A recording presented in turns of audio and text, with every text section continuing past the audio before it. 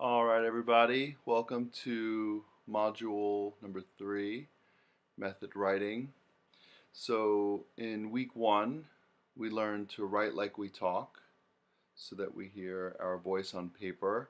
And we also learned don't think, see. So whenever you're sitting down to journal and you can't think of anything to write about, you just start in the moment with what's going on around you. And then we went to don't think, see part 2, which is seeing in your imagination, using your memories as images for inspiration. So in week 3, you're gonna basically, now that you know the two ways of seeing, when you sit down to journal, you can use both forms of seeing. So you could be sitting here in the moment, sitting here recording this video. I got to take my son to La Pan. Yesterday was really good. I was sitting next to my friend John, and I can kind of just riff on memories that come in and images, or stay in the moment, or I could just jump right into a memory. So the seeing is always the foundation for the journal entry when you can't think of anything to write about.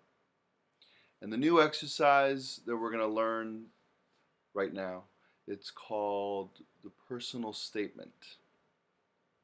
The personal statement is any sentence that starts with I and it says something about who you are on the inside. It doesn't have to be profound, it doesn't have to be overly thought of, but it simply starts with I and it says something about who you are.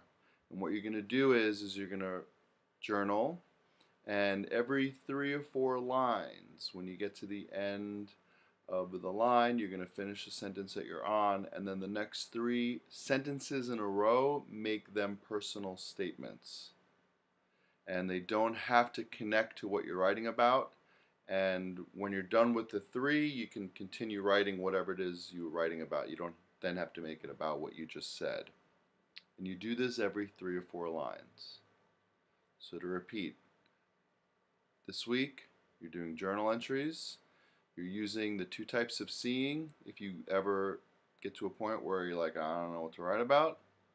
And as you're journaling, every 3 or 4 lines, you finish the line, and the next 3 sentences in a row are personal statements. And a personal statement is a sentence that starts with I, and it says something about who you are on the inside. It's what's the truth of your being, what's the secret of your heart. And if this gets too intellectual, just 3 I sentences. It could be as simple as I like ice cream, I am a nice person, I am afraid of what people think about me, or it could go deeper, depending on how deep you want to get. Now, this idea of deep, this word deep, that's the purpose of this exercise. So, writing like you talk introduces the reader to who you are by they get to hear your voice. And writing what you see, your voice is reporting. It's sort of neutral. I'm doing this, this is happening. And then sometimes the voice comes from your what's called the head voice, which is like an analytical voice, where your typical journal entry stuff, where you're thinking about things, analyzing, maybe talking about your emotions. And then the deep voice is when the voice comes from your gut, from a place of truth. You may be in the emotion, writing from the emotion. So the point is, the very simple point is, the purpose of the personal statement is to bring the voice a little deeper, a little more, you're revealing something personal. So far the journal entries have been kind of neutral. Doing this, here's what I'm thinking. Maybe sometimes it reveals some emotions, but usually we don't want to reveal our emotions. But it's the revelation of the emotional activity going on inside of us, inside of our lives, our minds, our hearts. That's what really attracts the reader into whatever it is we're writing about, if it's a journal entry or a story or a poem. Because when you're real and raw and open, the reader sees themselves in you.